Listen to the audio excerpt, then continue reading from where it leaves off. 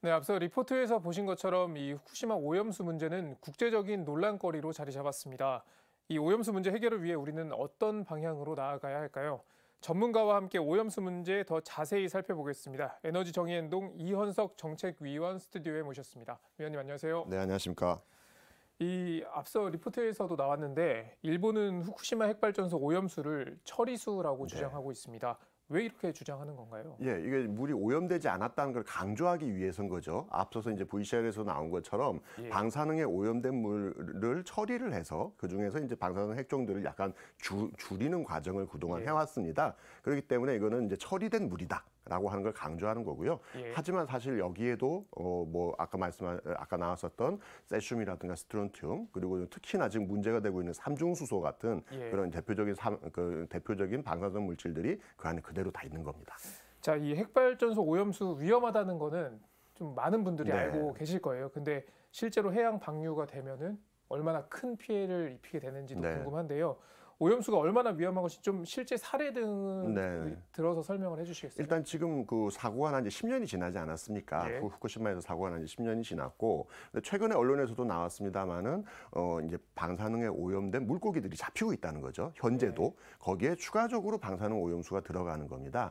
특히 아까 말씀드렸던 삼중수소 같은 경우는 예. 국내에도 핵발전소 인근에서 계속 방류가 되고 있어서 굉장히 많은 논란이 있습니다. 인근에 살고 계시는 분들이 이제 암에 걸린다거나 또는 네. 아이들의 소변에서도 이런 방사성 물질 삼중수소가 발견돼서 지금도 소송이 진행되고 있습니다. 예. 이제 그런 것들이 굉장히 많은 양이 후쿠시마에서 다시 방류가 된다면 현재 있는 방사능 오염에 더 추가적인 오염이 되기 예. 때문에 인근 해양 생태계뿐만 아니라 그런 해양 생태계에 있는 여러 가지 이제 해산물을 먹는 인근 주민들 더 나가서는 대한민국에까지도 큰 영향을 미칠 것이라고 보고 있습니다. 자, 그러면 이 현실성 있는 대안이 있는지도 좀 궁금한데요. 오염수 배출을 줄이기 위해서 공기를 이용한 핵연료 냉각을 주장하는 목소리가 나오고 있습니다. 이 공기를 이용한 냉각이 좀 무엇이고 네. 현실성 있는 대안인지도 궁금합니다. 이게 지금 오염수가 나오고 있는 게 크게 두 가지입니다. 한 가지는 원래 있었던 핵발전소 원자로를 식히기 위해서 물을 부은 거죠. 예. 그렇기 때문에 거기서 오염된 물이 나오는 거고요. 두 번째는 빗물입니다. 비가 계속 내리게 되면 지하수로 나오게 되는데 예. 지하수가 이제 오염이 되게 되는 거죠. 그 중에서 이제 아까 말씀하셨던 공기로 냉각하는 것은 더 이상 발전소를 이제 물로 냉각하는 것이 아니라 공기로 냉각하는 것이기 때문에 추가적인 그런 오염수 양을 줄이는 데는 굉장히 효과적일 거라 봅니다. 하지만 이미 만들어진 오염수를 어떻게 처리할 것인가 또는 이제 빗물 같은 것들은 어떻게 할 것인가 이런 것들과는 또 약간 좀 별개의 것이기 때문에 결국 일본 내에서는 시민사회 단체들이 이 오염수들을 바다로 버리는 것이 아니라 지상에 아까 보시면 탱크들이 많지 않습니까? 그런 큰 탱크들을 여러 개 더 지어서 지상에 보관하도록 하는 것이 가장 안전하다. 이런 대안들을 내고 있습니다. 예. 자, 그리고 이 후쿠시마 핵발전소 피해가 사실상 영구적으로 이어질 거다. 이런 좀 무서운 우려가 높습니다. 이 같은 핵으로 인한 피해 막으려면 우리는 좀 어떻게 지금부터라도 행동을 해야 될까요? 네, 일단 지금 후쿠시마 사고도 10년이 지났습니다만 아직 그 안에 있는 핵연료를 끄집어내는 작업은 시작도 하지 못한 상태고요. 그거보다 훨씬 더 먼저 생긴 1986년도에 구소련의 체르노빌 사고도 아직까지 복구가 안 된 상황입니다. 따라서 이걸 막기 위해서는 사실 사고가 난 다음에는 막을 수 있는 방법이 굉장히 제한적입니다. 따라서 사고가 생기기 이전에 안전한 상태로 핵발전소를 멈추는 소위 얘기하는 탈핵을 이루는 것이 제일 중요하겠죠. 사고가 생긴 다음에는 어떤 방법을 만들더라도 사실은 완전한 복구는 사실상 불가능합니다. 자, 방금도 말씀을 해주셨는데 우리나라 핵발전소는 안전하다고 할 수 있나요, 지금? 사실 후쿠시마 사고가 갖고 있는 의미는 과거에는 한 번도 당해보지 못한 쓰나미로 인한 사고가 생긴 겁니다. 지진은 뭐 그동안 많이 있었습니다만은 그래서 후쿠시마 사고 이후에 쓰나미에 대한 대비책들은 많이 만들어 놨습니다. 근데 이 사고라는 것은 원래 그 기존에 있었던 그 대비책을 뛰어넘을 때 생기는 거지 않습니까? 따라서 추가적인 안전사고들에 대한 위험성들은 국내에도 있고요. 특히나 과거 70년대, 80년대 굉장히 건설이라든가 이런 것들이 좀 지금보다 기술이 안 좋거나 비리가 많았던 당시에 지었던 그 국내 핵발전소들이 많습니다. 지금 이제 봤더니 철판에 구멍이 났다거나 또는 경락 건물에 구멍이 난 사례들이 발견되고 있는데요.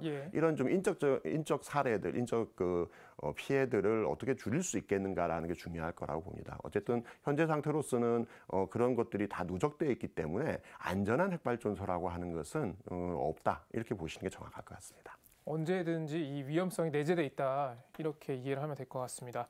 자, 끝으로 우리 사회의 안전한 탈핵을 위해서 가톨릭계 교회를 비롯해서 이 종교계는 좀 어떤 노력을 할 수 있을까요? 사실 이 핵발전소로부터 벗어나는 탈핵이라고 하는 것은 생명과 평화를 지키는 일입니다. 그거는 예. 모든 종교들이 갖고 있는 보편적인 가치하고도 맞닿아 있다고 봅니다.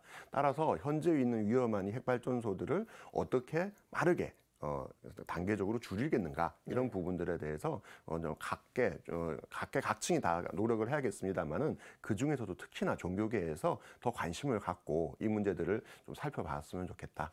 이렇게 저는 말씀드리고 싶습니다. 이 에너지 정의 행동에서 좀 계획 중인 뭐 어떤 행사나 뭐 이런 것들이 있나요? 저희가 이제 저희뿐만 아니라 시민사회단체들이 다 같이 해서 예. 일본에 있는 시민사회와 함께 지금 이 방사능 오염수 문제에 대해서는 이미 집회나 기자회견, 서명운동을 벌이고 있고요. 예. 지금도 인터넷상에서 지금 오염수 방류에 반대하는 서명운동을 벌이고 있습니다. 예. 그래서 인터넷상에서 조금만 검색해 보시면은 나오니까 함께 해주셨으면 좋겠고요. 예. 이거는 국제사회에서 지속적으로 문제 제기를 해야 되고 특히 가장 최인접해 있는 대한민국 국민들이 제대로 문제 제기를 할 때만 예. 저는 문제가 이게 막을 수 있는 것이라 봅니다. 국제적으로 더 호소하게. 네, 그렇게 돼야 되는 거죠. 뭐 다른 멀리 있는 나라들도 관심을 갖겠습니다만은 1차적으로 가장 가까이 있는 대한민국이 먼저 문제 제기를 해야 된다고 보고요.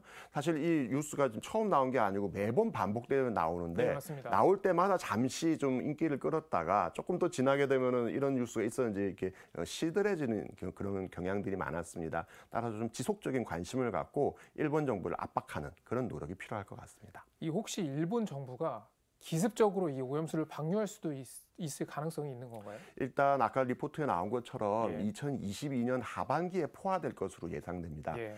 작년도부터 이 얘기가 나온 것은 국제사회를 향해서 우리 방류할 거다라고 계속 좀 일종의 시그널을 보내는 겁니다. 예. 그렇기 때문에 2022년 이전에 방류를 할 계획은 저는 없다고 보고요. 예. 다만 이렇게 국제사회의 동향을 파악해 나가는 과정에서 최종적으로 이제 방류하겠다라고 결정을 내리게 되겠죠. 그래서 예. 그 전에 우리가 이제 여러 가지 다각도로 압력을 행사하는 것이 중요하다고 봅니다. 우리의 좀 적극적인 관심이 필요한 때인 것 같습니다. 네, 지금까지 에너지 정의행동 이현석 정책위원과 이야기 나눠봤습니다. 오늘 말씀 고맙습니다. 네, 감사합니다.